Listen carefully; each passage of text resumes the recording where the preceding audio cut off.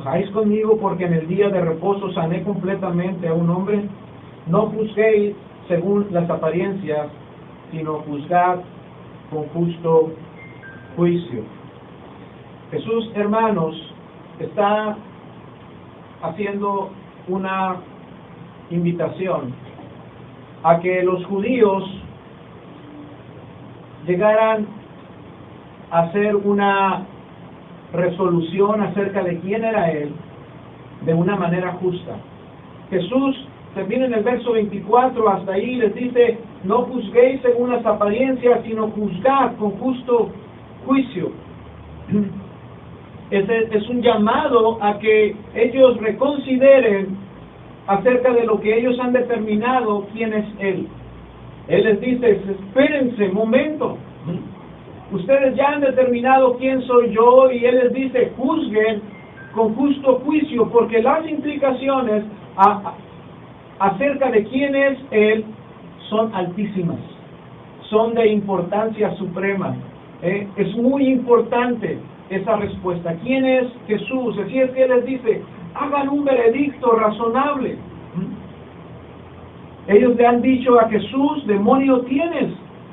Y Jesús les dice: ¿acaso ya juzgaron? ¿Ya deliberaron quién soy yo? Y en el verso 24 les dice: juzguen con justo juicio.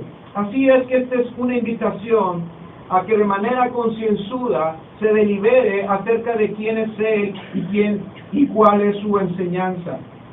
Hermanos, Jesús sube de nuevo a Jerusalén y exige este veredicto a esta nueva multitud que está escuchándolo, según el versículo 12.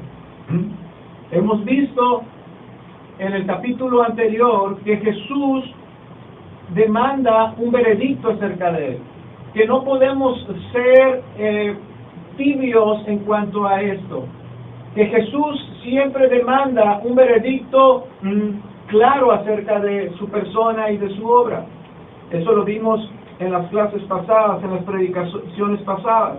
Recordamos que cuando Jesús pide ese veredicto a las multitudes en Galilea, algunos de ellos, de sus seguidores, deciden abandonar a Jesús, según el versículo 66 del capítulo 6. Desde entonces muchos de sus discípulos volvieron atrás y ya no andaban con Él.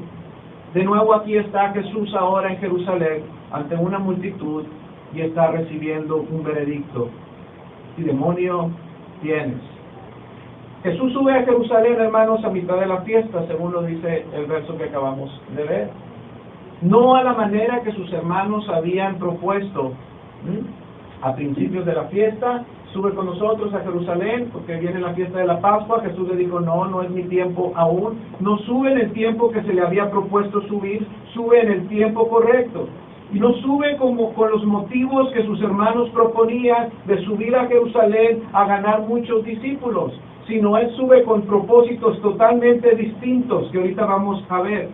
No sube de esa manera pública que sus hermanos querían para ser el rey, sino sube de una manera encubierta, como dice el verso que acabamos de leer en el verso 10, que sube encubiertamente, y no sube con su familia, no sube con sus hermanos, sino sube con sus discípulos de manera secreta. Hermanos, recordamos,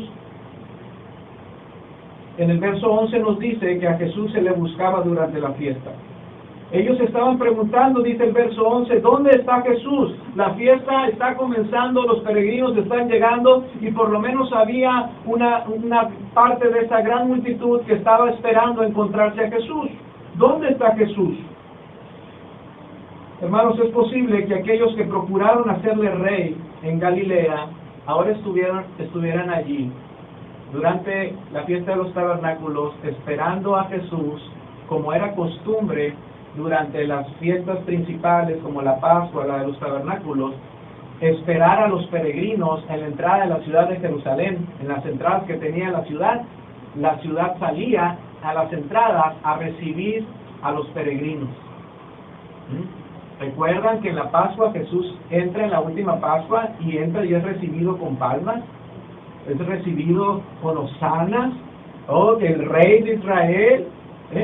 Pues aquí parece estar un gran grupo de personas buscando a Jesús, quizás con la intención que luego lo lograron durante la Pascua, con la intención de ver a Jesús y exaltarle, y darle honores, y darle palmas, y declararlo rey. Y sabemos que cuando eso ocurrió durante la Pascua, en el mes próximo de abril, ahorita estamos en octubre, durante los tabernáculos, eso aceleró prontamente su arresto y llegar a la cruz.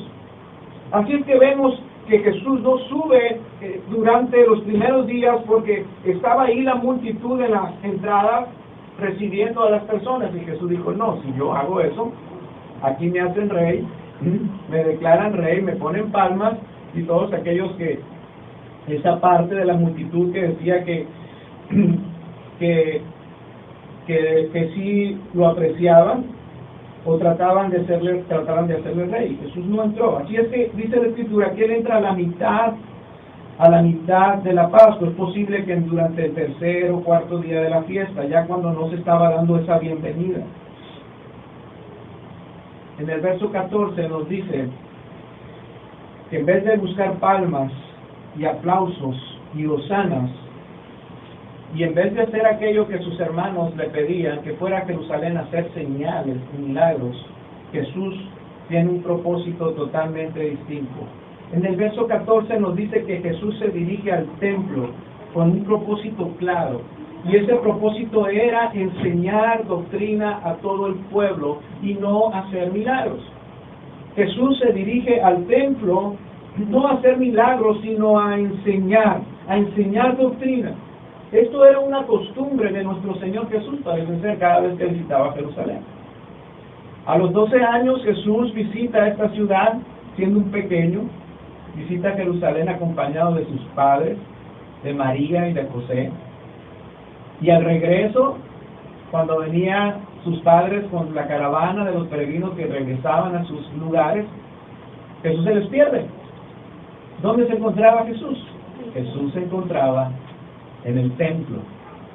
Y Jesús se encontraba allí en el templo disertando con los sabios ahí acerca de la palabra. Les hacía preguntas a los sabios, cuestionaba y les preguntaba acerca de lo que les estaba enseñando.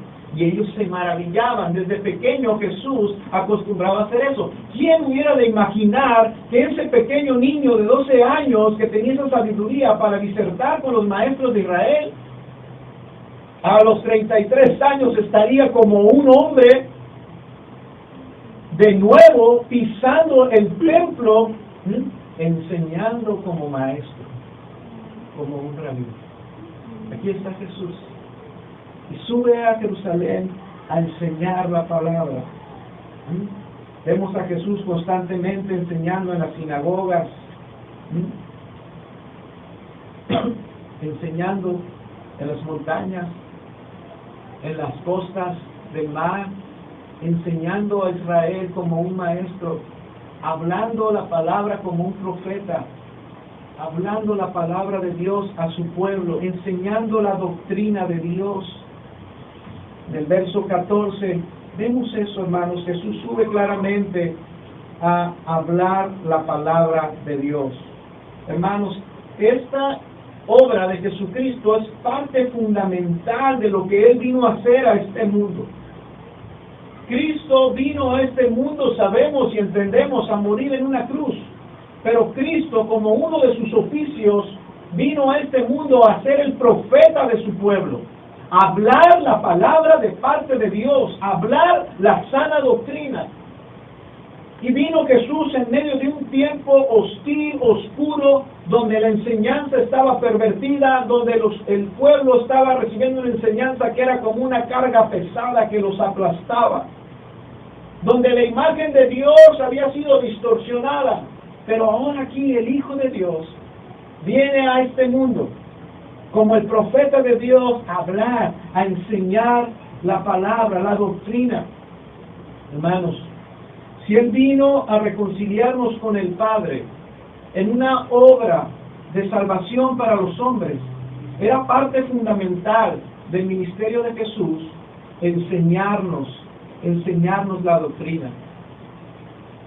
Juan capítulo 17, verso 3, Jesús dijo: y esta es la vida eterna, que te conozcan a ti, al único Dios verdadero, y a Jesucristo a quien has enviado. Si Cristo vino a darnos vida eterna, Él vino a darle vida eterna a los hombres. Y Jesús se para y dice: es verdad. Pero en esto consiste la vida eterna, en que el hombre conozca a Dios. Amén. En que el hombre reciba el conocimiento correcto de Dios para que llegue a la salvación. En esto consiste la vida eterna, en el conocimiento de Dios, en el conocimiento de quién es Jesucristo, aquel que Dios ha enviado. Hermanos, Jesús vino a hablarnos de parte de Dios.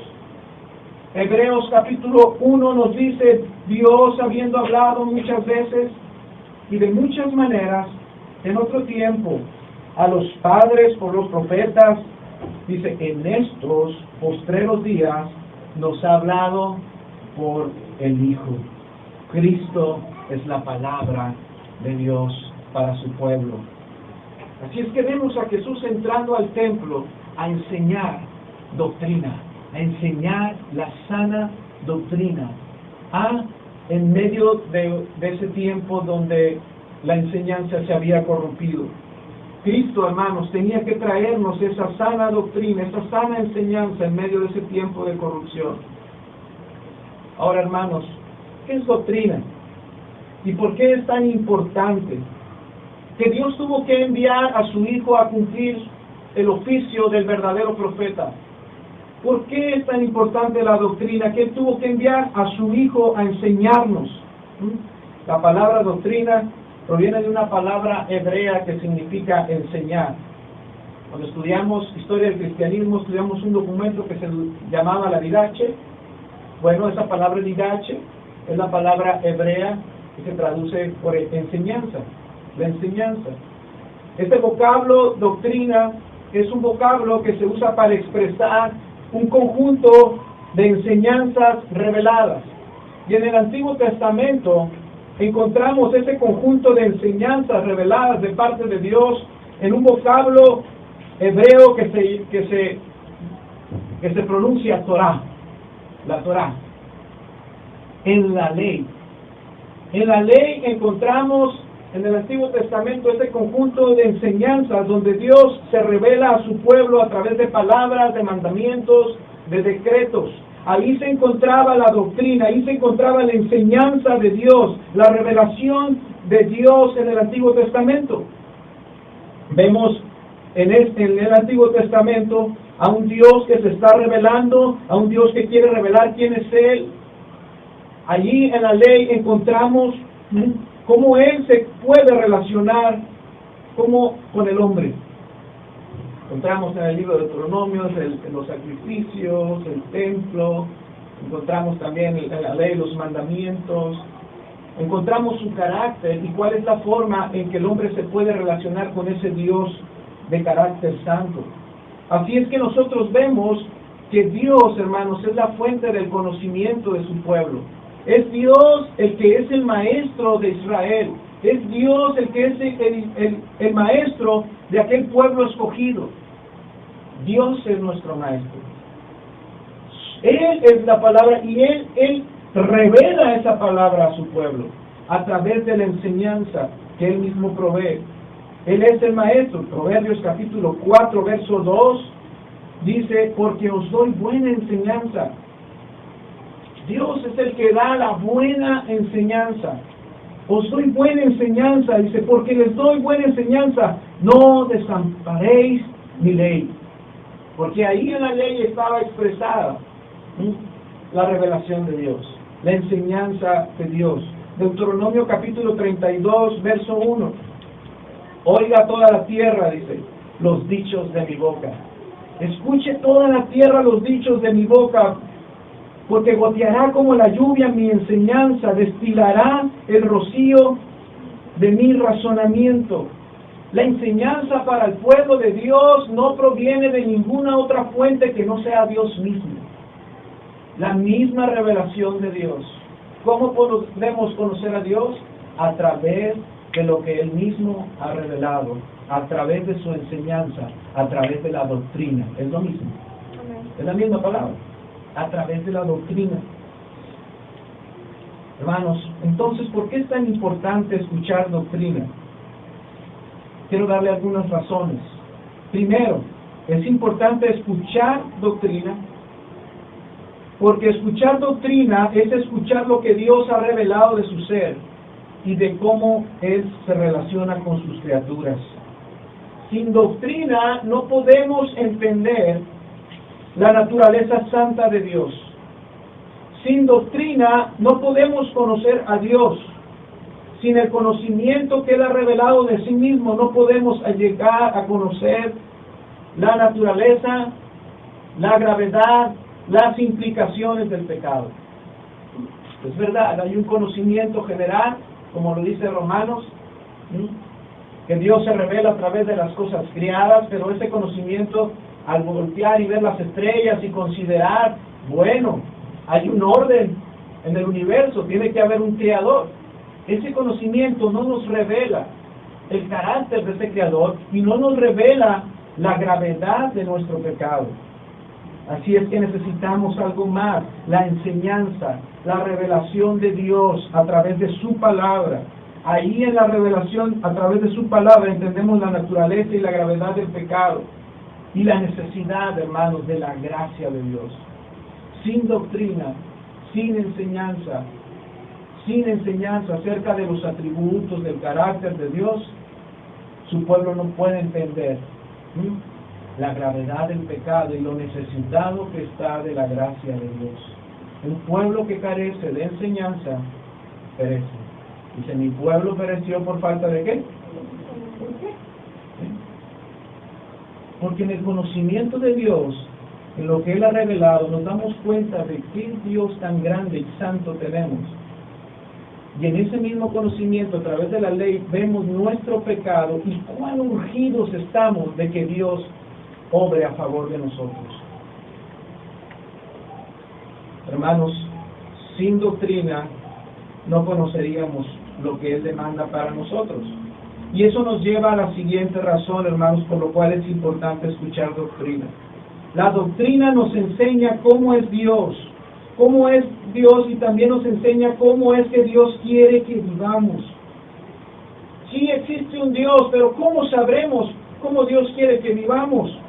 El propósito de la doctrina, hermanos, es conducir al hombre a tener una experiencia cercana, íntima con la voluntad de Dios.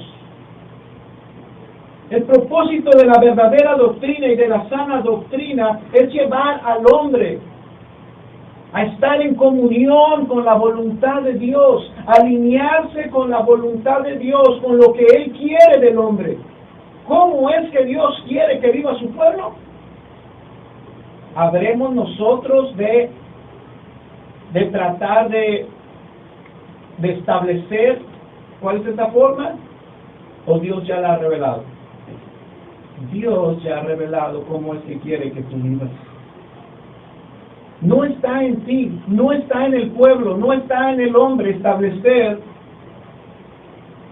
las normas, las maneras, las formas.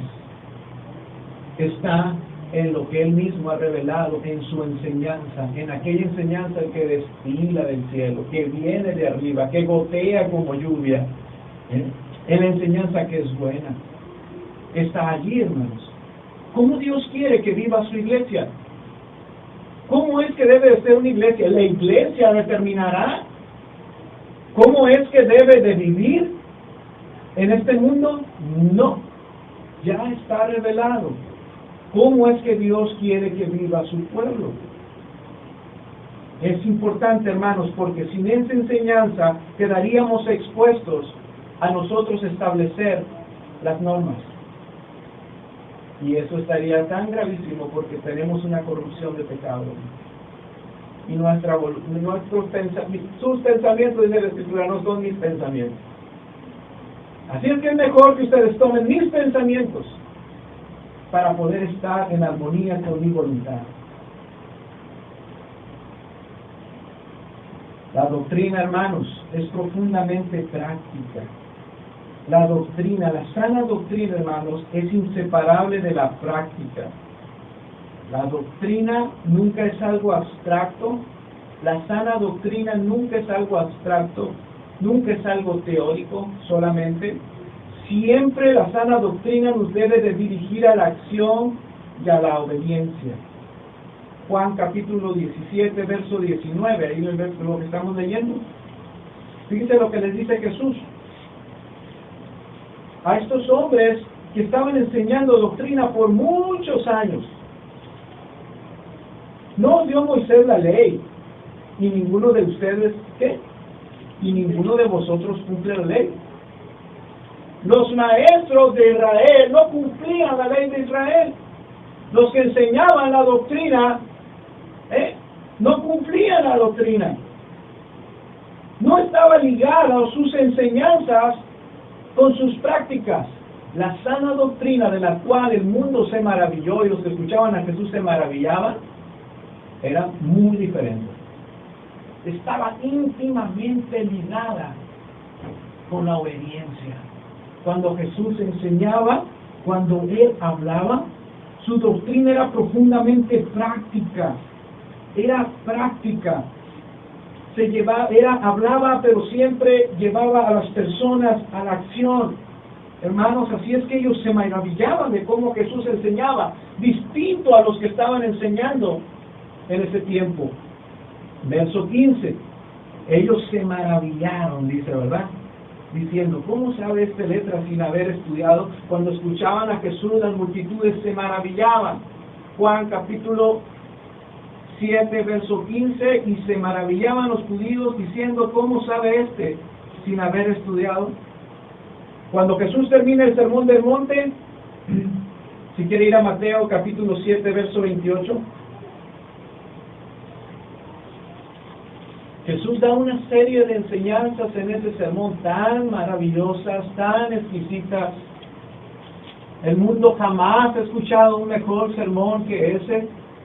Nunca se ha escuchado un mejor sermón que el sermón que Jesús dio en el monte. Y al terminar ese sermón, esa enseñanza, dice en el verso 28, y cuando terminó Jesús estas palabras, la gente se admiraba de su doctrina. ¿De qué se admiraba? De su doctrina. Porque les enseñaba como quien tiene autoridad, dice, y no como los escribas. Los escribas enseñaban al pueblo separando el intelecto de la práctica. Ellos llevaban al pueblo a que aprendieran vanas repeticiones, a leer libros enteros de memoria.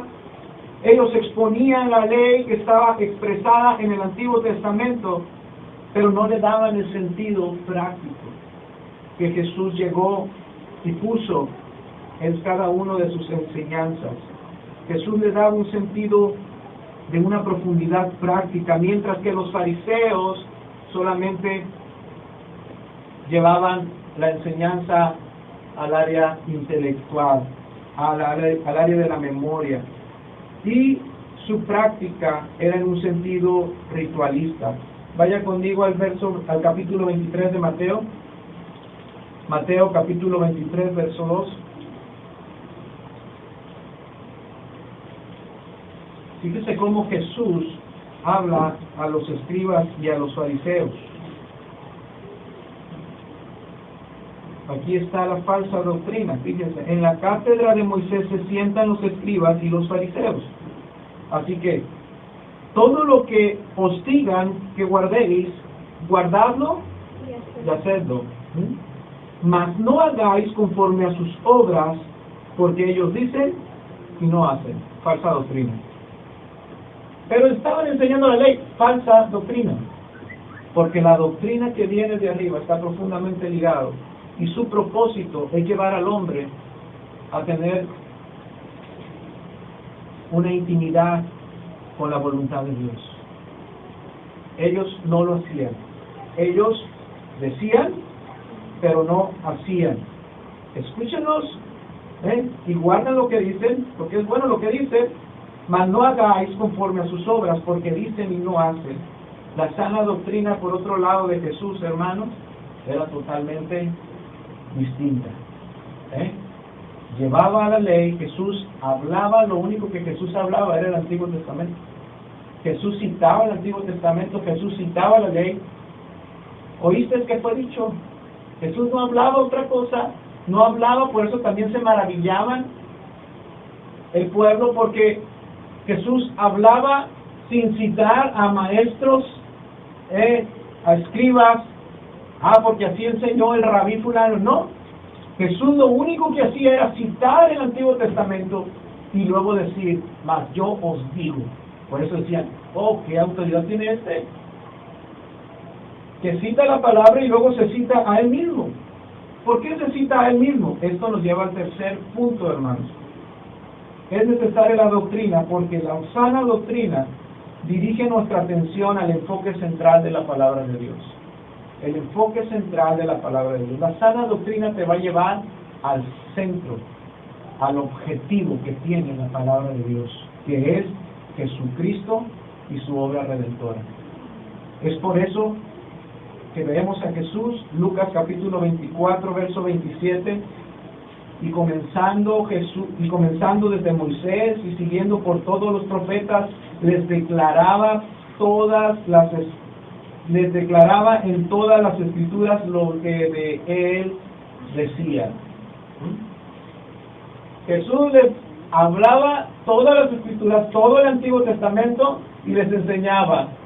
Todo el Antiguo Testamento está apuntando a un solo lugar, a mí, a Jesucristo, a su obra, lo que Él haría. Juan capítulo 5, verso 39, Jesús les dice, escudriñad las Escrituras. Les dice a los fariseos, a los falsos maestros de Israel de ese tiempo, escudriñad las Escrituras, porque a vosotros os parece que en ellas tenéis vida eterna, y son ellas las que dan testimonio de mí. La sana doctrina es indispensable porque ella siempre te va a llevar a la persona y a la obra de Jesucristo. Porque Jesús es el personaje central de la narrativa bíblica.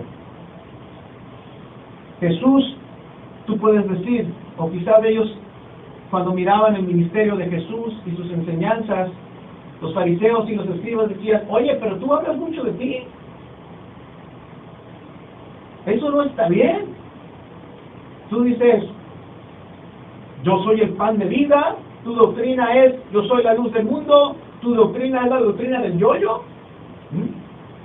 Yo soy la puerta, yo soy el camino, la verdad y la vida, yo soy el buen pastor, yo soy la vid verdadera.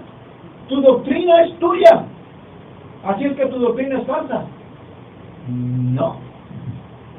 Jesucristo, el Hijo de Dios, hermanos, es el único que pudo enseñar doctrina de esa manera. Jesús es el único que pudo enseñar doctrina hablando de sí mismo, porque Él es Dios. Amén. Ningún otro ministro tiene esa autoridad para enseñar doctrina como Jesús lo hizo, citando las Escrituras y hablando de sí mismo. ¿Por qué hacía eso? Porque todas las Escrituras hablan de quién es Jesús y cuál sería su obra redentora. Estos hombres se enfurecían, me imagino, cada vez que escuchaban a Jesús enseñar, yo soy. Falsa doctrina, blasfemo. ¿Cómo le dijeron? Demonio tienes. Demonio tienes. Pero el Señor les dice, juzgad con justo juicio. Juzguen con justo juicio. Ustedes están teniendo esa resolución sobre quién soy yo, pero su juicio no es veraz. Juzguen con justo juicio las cosas. Hermanos, la sana doctrina siempre te va a enfocar en la persona y en la obra de Cristo. Así es que cuando vemos a Cristo hablando de sí mismo, es válido, porque Él es Dios. Cuando vemos a Jesús hablando de sí, es porque Él vino a revelarnos a Dios y Él es Dios. La sana doctrina te va a enfocar en Él y no en mandamientos de hombres o esfuerzos humanos. La sana doctrina te va a alejar acerca de tu propio esfuerzo para alcanzar salvación. La sana doctrina te va a alejar de eso. Mientras que la falsa doctrina te va a llevar a que tú hagas un esfuerzo por alcanzar la salvación y agradar a Dios. Mateo 23, verso 4, donde estábamos ahorita, el discurso que les está dando a los escribas y fariseos, les dice: porque ustedes atan cargas pesadas y difíciles de llevar. Esa es su doctrina. Atan cargas pesadas y difíciles de llevar y las ponen sobre los hombros de los hombres, pero ellos ni con un dedo quieren moverlas. El problema que tiene Jesús ahora aquí en Jerusalén, en el templo, le dice en el verso 21, Jesús le respondió y le dijo: una obra hice, y todos se asombraron, se espantaron, se maravillaron. En el verso 23, ¿os enojáis conmigo porque en el día de reposo sané completamente a un hombre?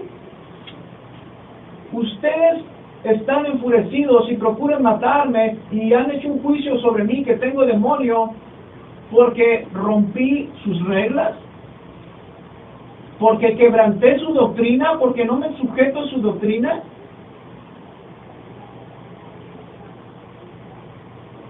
Jesús le respondió en el verso 16, dice, a esto les dice, Jesús le respondió y les dijo: mi doctrina no es mía, sino de aquel que me envió. He aquí la diferencia entre la doctrina de los fariseos y de los escribas y la doctrina de Jesús. Yo no invento nuevas reglas como lo hacen ustedes. Mi doctrina no es mía, la de ustedes sí es suya. Es una aseveración fuerte y condenación fuerte hacia los líderes religiosos de ese tiempo. Y bien cumpliera estar hoy en día para muchos hombres que predican la palabra.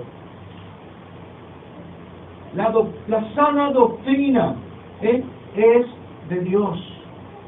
No se inventa. No se inventa. Jesús les pudiera estar diciendo: yo no invento nuevas reglas como lo hacen ustedes. Yo no enseño ni obro fuera de lo que ya está escrito. Mi doctrina no es mía, sino es el que me envió. Hermanos, la doctrina, la sana doctrina, siempre nos va a enfocar en Cristo y su obra redentora, y en nada más. Nos alejará de todo esfuerzo por alcanzar por nuestros propios medios la salvación. Voz de Dios y no de hombre. Vox Dei, en latín, porque no se lo sabe en español. Vox Dei, voz de Dios. Y está claramente expresada en su palabra. Cuarta motivo, razón por la cual hay que perseverar, y es importante la doctrina, porque la sana doctrina da solo a Dios la gloria. Verso 18 del capítulo 7 de Juan, Jesús les dice: el que habla por su propia cuenta, su propia gloria busca, pero el que busca la gloria del que le envió, este es verdadero, y no hay en él injusticia. Ustedes están hablando por su propia cuenta. Ustedes han estado tiempo enseñando a Israel, hablando por su propia cuenta, cosas que Dios no dijo, añadiéndole a la ley centenas de mandamientos, de ritos. No se han conformado a las palabras ya dadas, sino que han añadido a las palabras. ¿Por qué?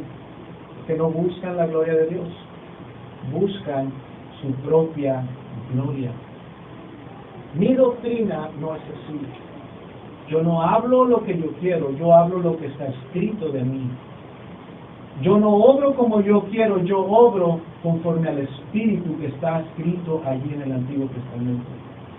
El Dios que ustedes han mostrado es muy distinto al Dios que está mostrado en su palabra.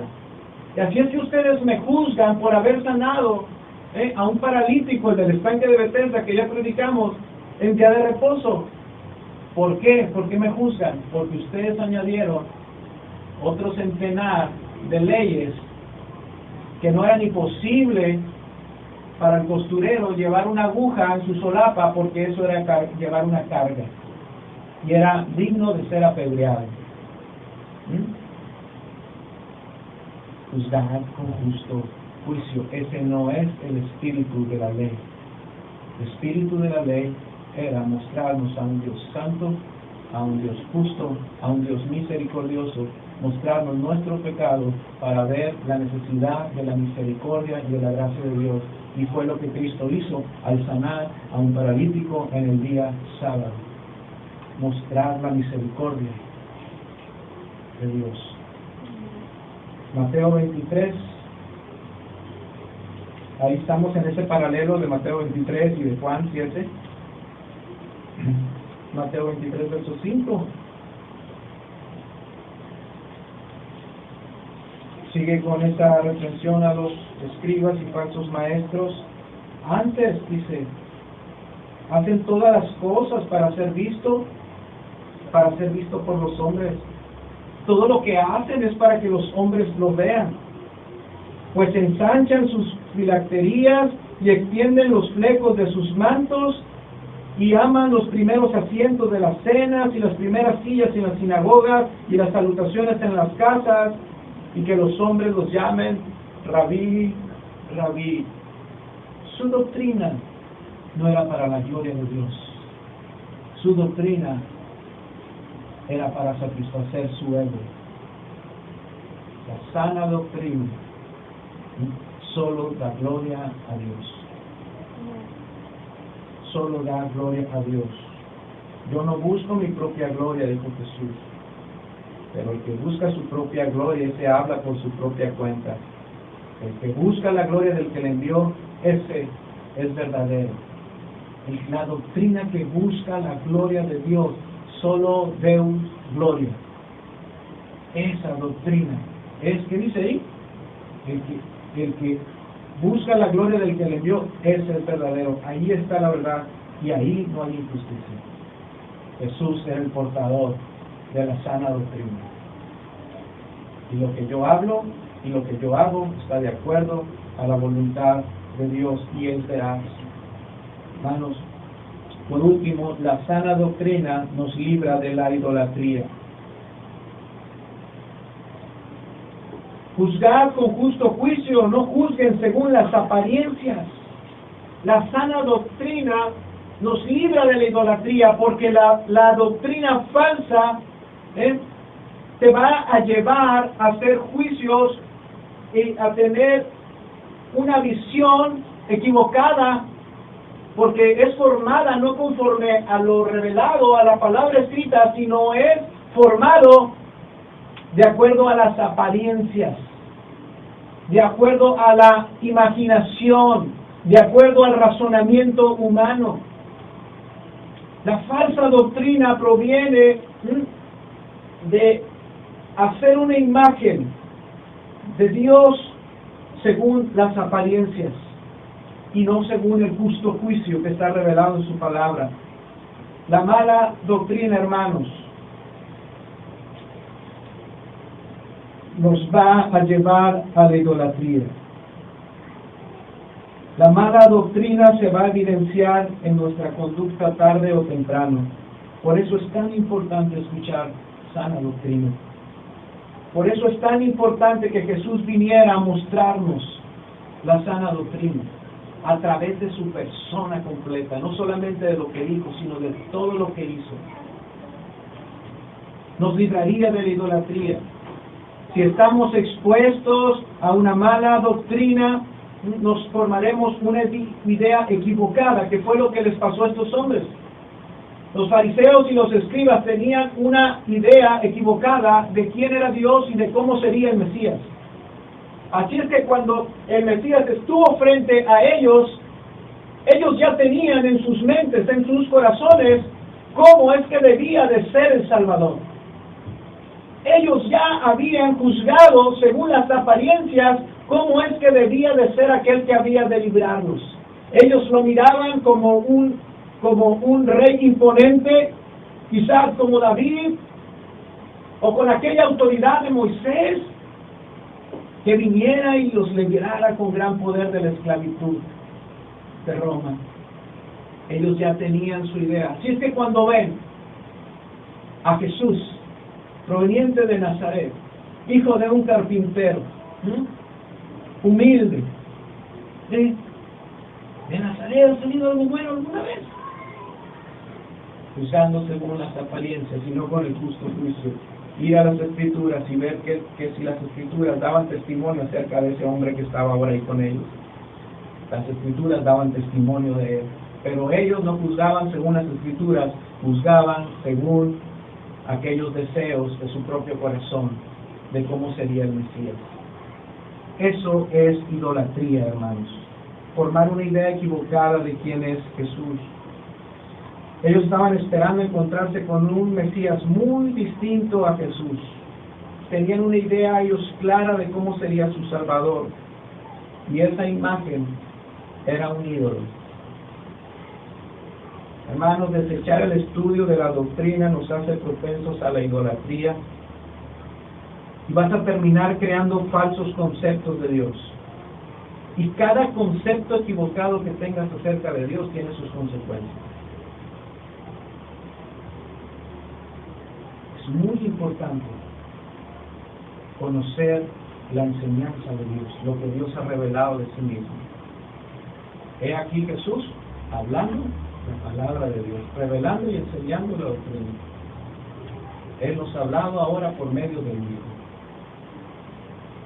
¿Por qué es tan importante conocerle? Porque, hermanos, si no anhelas, si no procuras doctrina, vas a terminar tan idólatra como un católico, tan idólatra como cualquier otro, como cualquier hombre del mundo. Cada concepto equivocado, hermano, te va a apartar de Dios. Vas a tener consecuencias. Terminarás adorando al Dios de tu imaginación y eso es muy peligroso, hermano. ¿Qué pasa cuando uno rechaza el conocimiento de Dios? Romanos 1:25, quiere ir ahí, un pasaje muy conocido. Cuando cambias la verdad por la mentira, ¿qué sucede?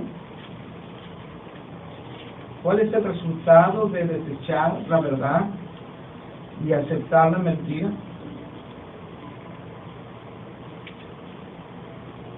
Dice la Biblia, cambiaron la verdad de Dios por la mentira, honraron y dieron culto a las criaturas antes que al Creador, el cual es bendito por los siglos de los siglos. Amén. ¿Qué pasa cuando el hombre cambia la verdad de Dios por la mentira? ¿Cuál es el resultado? Idolatría.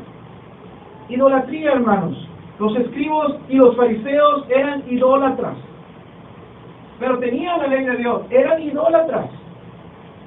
Eran idólatras. Juzgaban según las apariencias, no según el justo juicio.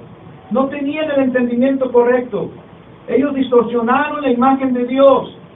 Para ellos era más importante impedir y castigar, que nadie hiciera nada el sábado, que tener misericordia del necesitado y que hacer la obra de Dios en el día del Señor. Hermanos, si dejamos la sana doctrina, nos olvidaremos de nuestro Dios y crearemos nuestros propios ídolos. Las consecuencias son demasiadas costosas. Las consecuencias son devastadoras.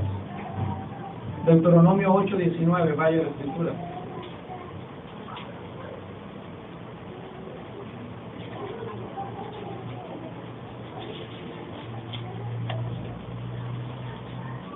Deuteronomio 8:19.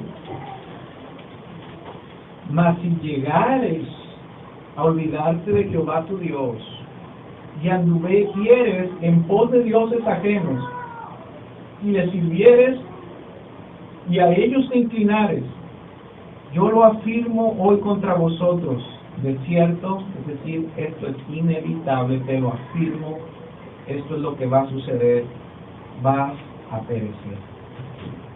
Como las naciones que Jehová destruirá delante de vosotros, así pereceréis, por cuanto no habéis atendido a la voz de Jehová vuestro Dios. Olvidarse del Señor, hermanos, significa no tener en cuenta a Dios. Dice ahí, si llegares a olvidarte de Jehová tu Dios, olvidarse de nuestro Dios es dejar de hacer lo que Él manda, dejar de tenerle en cuenta. Olvidarse de Dios, hermanos, vemos en estos versos que está íntimamente ligado con ir en pos de dioses ajenos. Olvidarse de su palabra y desecharla y hacerla a un lado está ligado con la idolatría. Cuando el hombre pierde su interés por la verdad, cuando tú pierdes interés por la doctrina, por el conocimiento de Dios, tú te estás entregando sin duda y te estás doblegando ante un ídolo, que es la imagen de un Dios conforme a tu imagen. ¿Sí? Y creó Dios al hombre a su imagen y semejanza. Tú no puedes hacer lo mismo. Tú no eres Dios. Tú no puedes crear a Dios a tu imagen y semejanza. No seas soberbio. No seas tan antiguo como para pensar que tú puedes moldear a Dios. Dios es el que moldea al hombre, no tú, hermano. ¿Cuál es el resultado, hermano, de olvidar a Dios? Según estos versos, si eres un incrédulo vas a perecer, si eres un hijo de Dios vas a ser disciplinado. Abandonar lo que Dios ha dicho es peligroso, hermano. Pero tú puedes decir, ¡oye, pastor! Si yo soy cristiano, si yo soy protestante, yo no soy un idólatra. Soy un verdadero hijo de Dios, yo no puedo quebrantar el primer mandamiento. ¿Cuál es el primer mandamiento? No tendrás dioses ajenos delante de mí. Yo no puedo quebrar ese mandamiento. Soy cristiano, soy protestante, yo salí del catolicismo, yo no soy ya un idólatra. Bueno, primera de Juan, capítulo 5, verso 21. El apóstol Juan termina con esta frase, con esta palabra. Primera de Juan, capítulo 5, verso 21. Unas palabras dirigidas a la iglesia, una palabra dirigida a los santos, a los escogidos, a los redimidos por Dios. Juan termina diciendo, hijitos, no es a los mundanos, no es a los de afuera, no es a los no redimidos, es a los creyentes. Hijitos, guardaos de los ídolos. Amén. Si el creyente, hermano, no guarda su corazón y no medita continuamente en la enseñanza revelada de Dios mismo, su corazón irá tras otros dioses.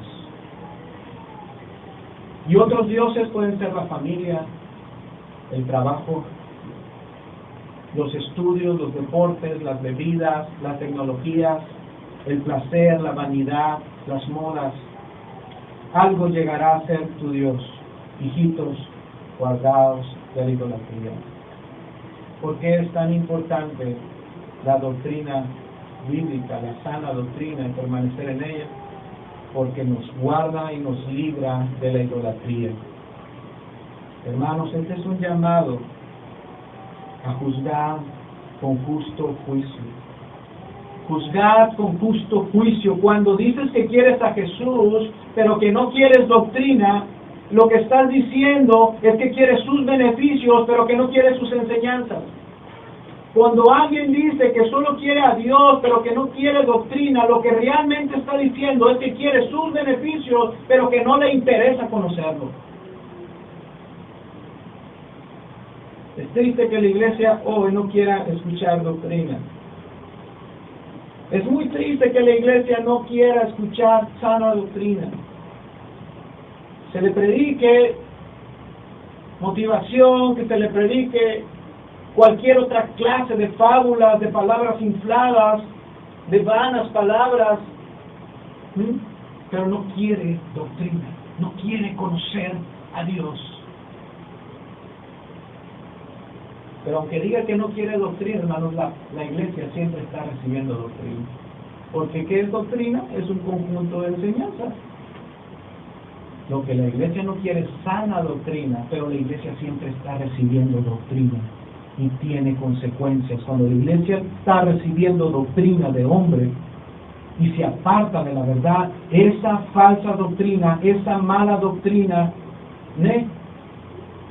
lo está llevando a pecar contra Dios. Y aunque la iglesia diga que no quiere doctrina, sí recibe doctrina de hombres.